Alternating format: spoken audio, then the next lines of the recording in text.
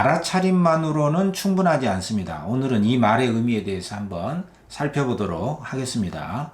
우리가 수행을 할 때요, 알아차림하라, 깨어있으라, 그리고 분별망상으로부터 놓여나라. 우리가 흔히 이런 말을 많이 합니다. 그리고 일상적으로도 제정신을 차려라. 그리고 또 생각 좀 하고 말을 해라. 이런 말도 흔히 듣게 됩니다. 그런데 알아차림만으로는 충분하지 않습니다. 이런 책의 제목이 있어서 눈길을 확 끄는데요. 바로 이 책입니다. 미얀마의 그 셰우민 수행센터라고 하는 데가 있는데 거기에서 지도하고 계시는 아신 떼자니아 사야도라고 하는 분의 일종의 그 법문집입니다. 수행자들과의 그 문답법을 정리해 놓은 책인데요. 이 사야도라는 말은 일종의 그 법사, 큰 스승이라는 뜻입니다. 대장로라고도 많이 하는데요. 장로가 오래된 수행자라는 뜻인데 기독교에서 지금은 더 많이 쓰고 있는 형편인데 수행, 특히 그 불교에서 원래 썼던 용어죠. 이 아신 떼자니아 사야도의 이 법문집이 바로 알아차림만으로는 충분하지 않습니다. 요 책인데요. 이분이 그 아신 꼬살라라고 하는 대장로의 그 제자인데요. 그 삼매, 그러니까 집중 수행보다는 그 마음 수행을 더 강조를 합니다. 마음 속에서 지혜가 저절로 일어나기를 지도하는 전통이 굉장히 강한 데입니다. 이곳에서 제가 한 10여 년 전에 겨울 한철을 거기에서 지내면서 나오면서 가져온 3권의 책 중에 한 권이거든요. 거기에서 수행자들에게 3권의 책을 보통 나눠줍니다. 번뇌를 가볍게 여기지 마십시오. 올바른 마음이 가졌을 때 수행하기 바랍니다. 그 중에 하나가 바로 이 책이죠. 알아차림만으로는 충분하지 않습니다. 이 책 속에 이 미얀마의 한 수행센터의 그 수행의 전통 방식이 고스란히 잘 담겨져 있거든요. 사실 알아차림을 왜곡 없이 이해한다거나 실천을 하는 데는 사실 쉽지는 않습니다. 우리가 본래 가지고 있는 아는 마음이 있는데 그 아는 마음을 떨어져서 있는 그대로 알아차림 하는 데는 상당한 연습이 좀 필요하거든요. 근데 우리는 금방 자기 생각 속에 빠져 들어가 가지고 과거라든가 미래로, 그리고 막 자기 생각의 스토리 속으로 들어가 가지고 알아차림이 아닌 상태에 놓여 있기가 매우 쉽습니다. 그러니까 이 알아차림만으로 충분하지 않습니다. 이 말은요, 그만큼 알아차림이 쉽지 않다는 것과 실제로는 알아차림을 제대로 올바른 방식으로 해야 할 것을 촉구하는 책이다. 먼저 이렇게 말씀을 드릴 수가 있어요. 알아차림을 한다고 하면서 사실은 더 큰 번뇌 속에서 하루를 보내는 경우가 많거든요. 그런 점에서 이 수행 전통의 방법과 이 책의 의미를 한번 살펴보는 것은 상당한 의미가 있습니다. 화면을 함께 보시면서요, 미얀마의 한 전통적인 수행 방식으로서의 알아차림에 대한 기본 입장이 무엇인지 한번 살펴보도록 하겠습니다. 예, 알아차림만으로는 충분하지 않습니다. 이 말은 아까 말씀드렸듯이 미얀마의 셰우민 센터라고 하는 수행센터의 아신 떼자니아 사야도와의 문답을 그대로 정리해 놓은 책이고, 여기에 수행 방식은 선정, 삼매, 집중보다는 마음에서 우러나오는 있는 그대로의 그 지혜의 마음을 개발하는데 오히려 중점을 두고 있다, 이 말씀을 드렸습니다. 그러니까 이 수행센터의 전통은 어떻게 보면 우리 선불교에서 마음으로 곧장 들어가라 라고 하는 그 전통하고 굉장히 맥락이 다 있다, 이렇게 볼 수가 있거든요. 자, 이해를 돕기 위해서 원문의 구제를 간단하게 한번 읽어보겠습니다. 대부분의 사람들은 알아차림에 대한 가치를 진실로 이해하지 못하는 것 같습니다. 사람들은 수행에서 중요한 것은 관찰 대상이라고 생각하는 경향이 있는데 대상은 그다지 중요하지 않습니다. 이런 말을 굉장히 강조를 하고 있어요. 그러니까 대상이라고 하는 것은 뭐 호흡에다가 둔다거나, 어떤 사람은 기도를 한다거나, 어떤 사람은 참선, 사경. 근데 그 대상 자체는 어떤 궁극적인 의미나 깨달음을 주지 않는다는 것이죠. 이거는 이제 굉장히 기본 입장입니다. 대상보다는 대상을 아는 마음, 그 아는 마음을 알아차림하는 방식으로 지혜를 개발해서 번뇌로부터 벗어나는 것이 수행의 가장 핵심이다, 이걸 강조하는 것이거든요. 여기에 2가지 의미가 있어요. 좀 해설을 하자면요, 대상들은 여러 가지가 있습니다. 호흡에다가 두고 어떤 그 상수멸정까지, 선정의 각 단계 중에 마지막 단계, 생각도 느낌도 완전히 끊어져 버린 상수멸정까지 도달하면서 지혜로 넘어가는 그런 그 집중 명상에다가 대상에 중점을 두는 그런 수행이 있고요. 사념처 중에서도 신수, 신법, 몸, 또 느낌, 마음, 법 이런 것들이 있는데 호흡은 일종의 신념처, 몸의 대상을 두는 수행이라고 할 수 있거든요.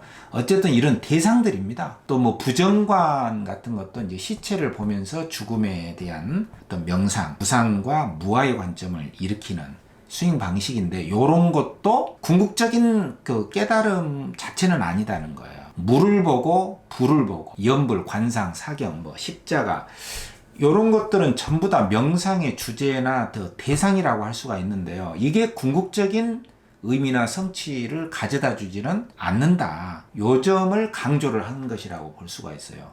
특히 이 대상에 집중을 하는 수행을 우리가 사마타라고 하는데, 이 사마타라고 하는 수행은 이 호흡을 강조하거든요. 이 전면의 마음을 집중해서 경전에서 매우 강조는 안 했지만 아잠바람 같은 경우는 이 니미따를 굉장히 강조합니다. 니미따에 마음의 달이 떠오르면 마음의 빛이 성숙하게 되면은 상수멸정까지 이르게 된다. 이렇게 강조를 하는데요. 그렇지만 이 수행센터, 이 쇠우민 수행센터에서는 너무 지나치게 하나의 대상에다가 몰입을 하고 거기에다 힘을 주게 되면은 오히려 번뇌가 세져서 수행하기가 어렵다. 이렇게 강조를 합니다. 그리고 또 몰입을 한다고 해서 어떤 대상이 사라지거나 변화하게 할 수는 없는 것이다. 또 집중 몰입을 통해서 최상의 행복을 맛보는 것을 수행의 목적으로 할 수는 없는 것이다. 이렇게 강조를 하기도 하고요. 다만 대상에 몰입을 해서 집중을 하는 것은 일단 원숭이처럼 막 혼란스럽고 왔다 갔다 하는 그 흔들리는 마음을 가라앉히게 하고 고요하게 하는 그런 점에서는 일시적인 안정, 일시적인 고요함, 일시적인 마음의 정화를 이룰 수는 있다. 요게 바로 이제 선정과 산매의 일단의 효과입니다. 이것을 심해탈이라고 하거든요. 혼란된 어떤 분노나 혼란스러운 마음으로부터의 그 정지, 그러한 마음으로부터 벗어났다. 그래서 심해탈이라고 하는데요. 이 심해탈 자체가 궁극적인 해탈은 아니다라고 샤오민 센터에서는 가르치고 있는 것이죠. 그러면 진짜 해탈은 무엇인가? 그것은 해해탈이라는 것이에요. 그러니까 지혜의 힘에 의해서 어떤 번뇌나 구속으로부터 완전히 벗어날 수가 있다. 그러니까 선정의 단계를 거쳐서 지혜로 넘어가는 것이 일반적인데 이 샤오민 수행센터에서는 선정과 어떤 집중의 상태, 그것 자체를 너무 강조하지는 않는다는 뜻입니다. 그러면 이 수행센터에서는 뭘 강조를 하냐면요. 이 대상을 아는 마음이 우리에게 본래 있는데, 듣고 보고 하는 이 아는 마음이 자동적으로 있는데, 그 아는 마음이 어떻게 우리에게 일어나고 있는가를 알아차림하는 그 마음을 집중적으로 개발해야 된다는 것이에요. 여기에서 지혜가 나기 때문에 그 지혜의 힘에 의해서 어떤 번뇌로부터 구속으로부터 확 벗어날 수 있는 차원이 열린다. 이걸 강조를 하는 겁니다. 그러니까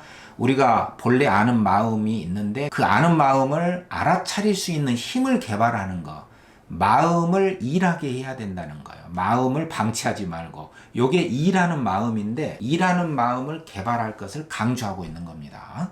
이렇게 아는 마음을 알아차리는 과정을 거듭하다 보면은 이게 크고 작은 지혜가 나게 되고 쌓이게 되고, 이것이 바른 견해로 이어질 수 있을 때에 우리는 비로소 번뇌에서 벗어날 수가 있다. 이 점을 강조를 합니다. 그래서 수행에서는 대상보다는 수행할 때의 올바른 마음 자세를 오히려 더 강조한다고 볼 수가 있거든요. 대상에 집중하다 보면은 자연스럽게 집중이 되는 과정으로 이어지기는 하지만 너무 대상에 집중하고 몰입을 하려고 하다 보면은 이 온몸에 힘이 들어가게 되거든요. 그 힘을 빼는데도 오랜 시간이 걸립니다. 거기에다가 더 몰입을 해야지 하면서 하다 보면은 오히려 탐욕이 커지게 되고, 안 되면은 분노가 더 커지기 때문에 괴로운 수행자가 될 수가 있다는 뜻이에요. 그래서 이런 탐욕과 분노로 어느 하나의 대상에다 집중을 해서 어떤 상태에 이루고자 애를 쓴다면은 그 수행은 결국 실패하고 만다는 것을 강조하고 있는 셈이죠.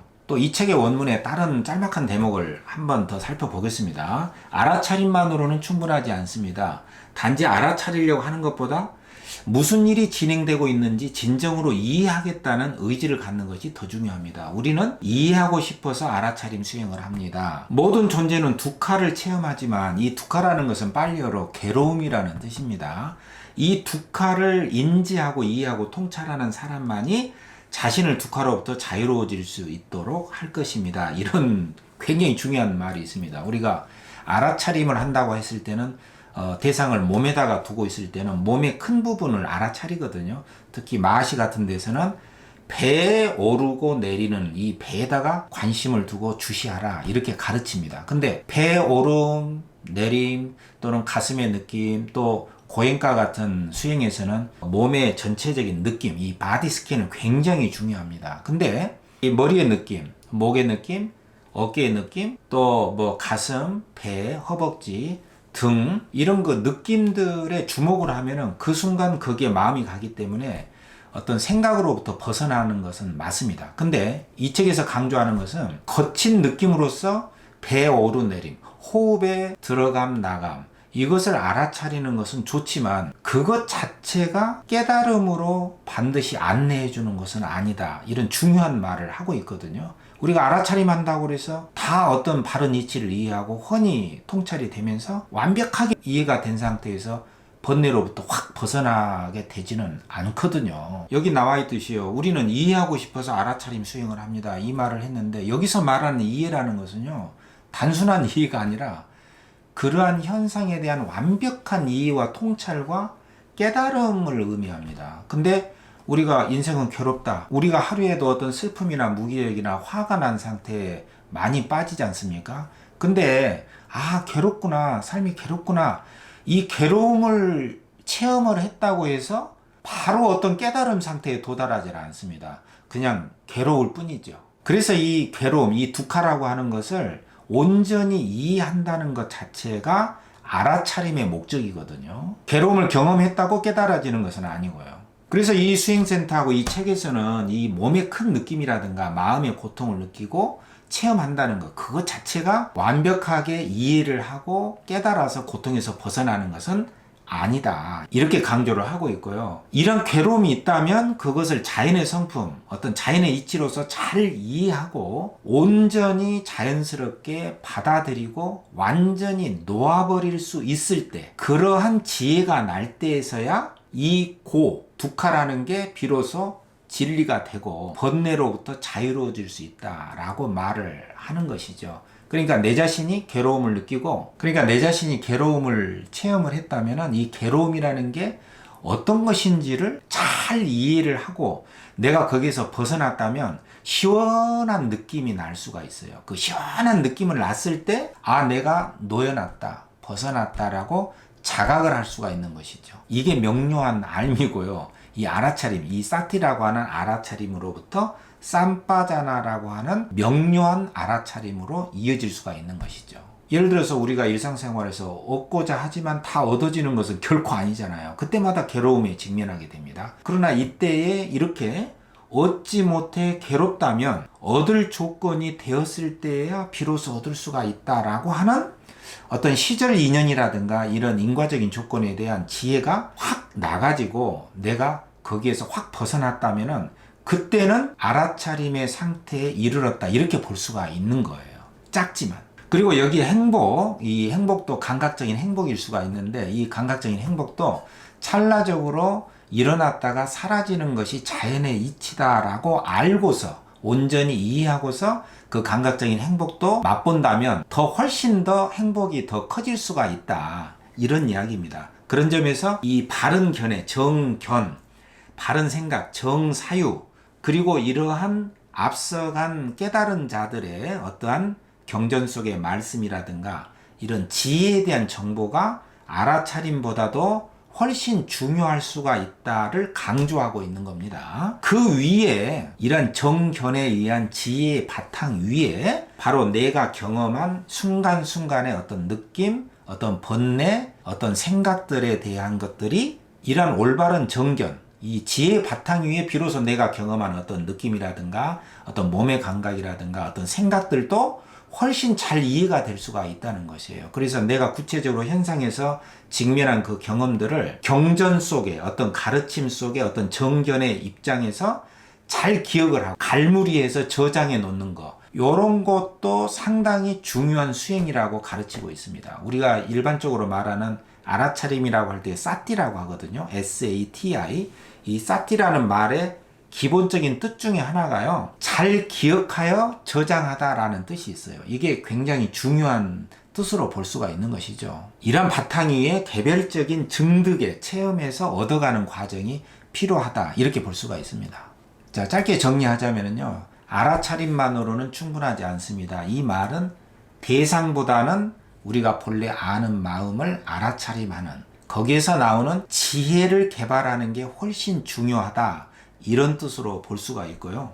또 하나의 대상에다 너무 인위적으로 힘을 줘서 집중을 하다 보면은 그 집중의 힘을 통해서 어떤 단계에 도달해야지 하는 그 탐욕이 커지기 때문에 그 탐욕이 또 이루어지지 않을 때는 분노가 또 생기거든요. 그래서 괴로운 수행자가 되지 말라. 그런 뜻으로 우리가 이해를 할 수가 있습니다. 그래서 바른 마음으로 수행을 하는 것이 번뇌로부터 자유로울 수 있는 가장 중요한 것이다. 이걸 강조를 하고 있고요. 그래서 자기 마음을 알아차린다거나 수행을 할 때는 오히려 더 중요한 것은 바른 마음으로 수행을 하는 것이 번뇌로부터 자유로 가는 가장 중요한 점이다. 이 점을 강조를 하고 있는 것이고요. 그런 점에서 우리가 흔히 말하는 이 문사수라는 것을 여기에서는 굉장히 더 강조를 하고 있는 입장입니다. 이미 밝혀진 가르침이 있지 않습니까? 그 가르침의 내용, 경전의 내용 이런 것들을 잘 많이 듣고, 이 문이죠. 많이 듣는 것도 수행이 될 수가 있고요. 또 그것에 대해서 올바로 사유하는 것. 그러니까 내 생각을 막 굴려가지고 스토리를 작성하고 과거나 미래로 가는 그런 망상으로서의 생각 말고 잘 들음으로써 올바른 생각,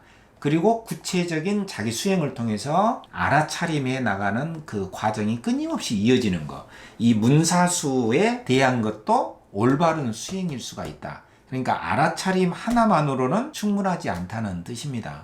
이렇게 보면은요, 이미 밝혀진 가르침을 그대로 따르고자 하는 진실된 신자가 되는 것이 오히려 수행에는 더 도움이 된다. 이렇게 볼 수가 있습니다. 왜냐면 하나의 대상에 너무 힘을 줘서 막 수행을 하는데 다그치다 보면은 수행 자체가 자유가 아니라 더 괴로운 수행자로 남게 되기가 쉽기 때문이죠. 그래서 괴로운 수행자로 남게 되지 않기 위해서라도 자연의 이치로서 힘을 빼고 있는 그대로 관찰하는 알아차림이 굉장히 중요하다. 이것을 강조했다고 볼 수가 있습니다. 오늘은 알아차림만으로는 충분하지 않습니다. 이에 대한 설명을 여기까지만 하기로 하겠습니다.